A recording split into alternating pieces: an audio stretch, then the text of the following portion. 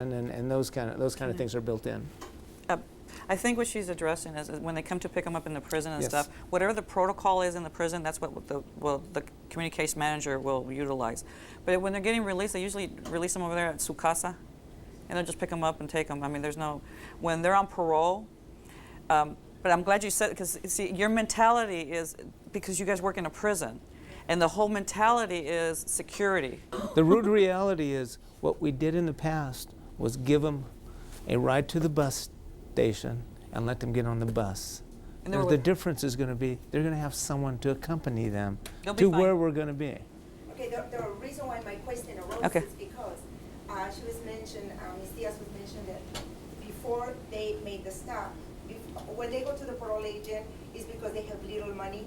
First, they had the first stop when they bought some dope, and then they went to the other place.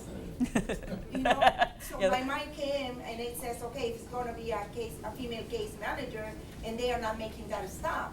But that's just it.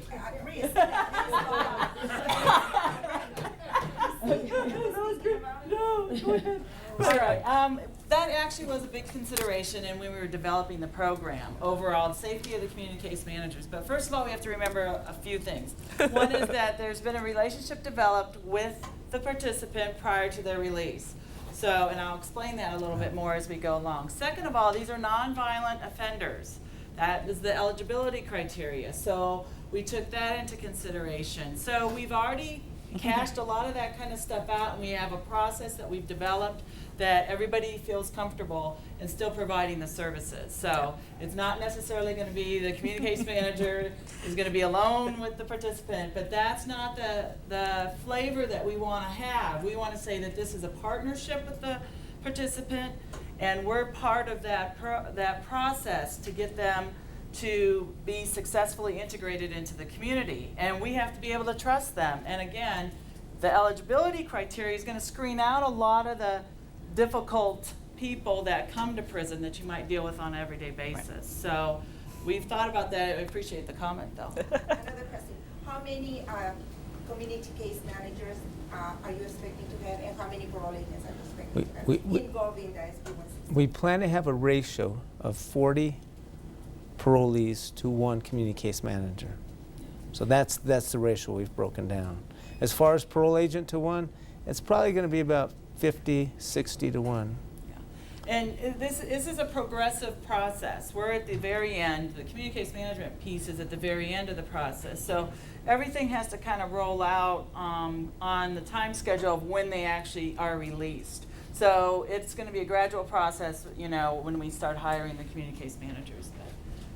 And I can talk a little bit more about that one. That's the beauty of this program, and this is why I can say, I might have used terms that might be over-broadening, but I mean, when I say developing sanctions and alternatives, it's exactly what we plan to utilize. The community case manager is to come up with alternatives. Instead of it being returned to custody for the mere violation, we're going to look into the violation. What caused the idle time? What caused the drug use? When is there symptoms? With more one-on-one handling, we're going to see when the guy starts falling. It's not going to be when he comes in there and gives us the dirty test and then we have to take action on it. It's going to be before that, hopefully. I mean, that's objectively what we hope to do. We also hope to bring out when the individual comes out of parole, there's going to be that smoother transition. We're going to have the prison case manager talking with the community case manager, coordinating with us and developing a plan. What's the best plan for the individual now? If they come out with a trade, with a vocation, obviously it's going to help us. Dumping them out on the street is where we were. We hope to bring a better equipped person out in the community, and that's what we hope to achieve with this. Can I add something? One of the reasons that I'm in parole is exactly what you had said, and the question he stated is that the perception in the institution is that we return parolees just because we want to return them, for technical violations, and it's easier just to send them back. I used to have clerks and janitors and stuff, and I kept seeing them come back, and I couldn't understand because they were the best clerk I had. I mean, they did my awesome bed moves, and I mean, if I had an incident, my incident packet was typed, and within an hour and stuff. And that was one of the motivating factors when they said, "Come out to paroles, Eva."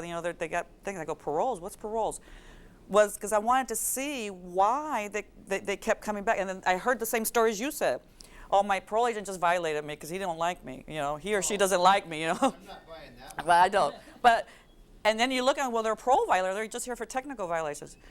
It's not true. I mean, what happens is that before we send them back, and as a unit supervisor, because I have to sign off on these things, we've continued them on parole 5 or 6 times already for dirty tests or for not showing up or whatever. We've already continued them on parole 5 or 6 times before we're at the 7th or 8th time.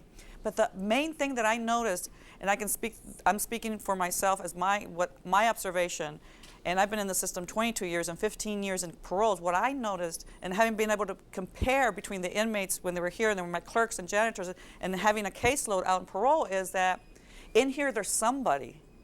In here they are the clerk.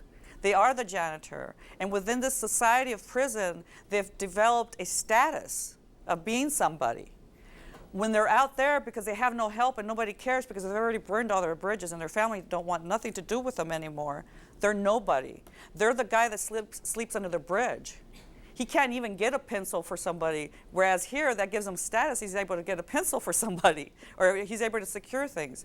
And they have all those issues of drug abuse, mental illness, or all those issues, and nobody has the time to address them or help them or take their hand. SB 618 is going to take their hand and walk them through the walk of real life. They don't even know what real life is. Their real life is in here. This is their reality. You're telling them to be normal, to behave like they don't know what normal is. They don't know what we take for granted just to get up every morning. They don't know how to do that because we tell them when to wake up. We tell them where to go. They're so used to this structure, they're institutionalized. So we're hoping this is going to address some of those issues.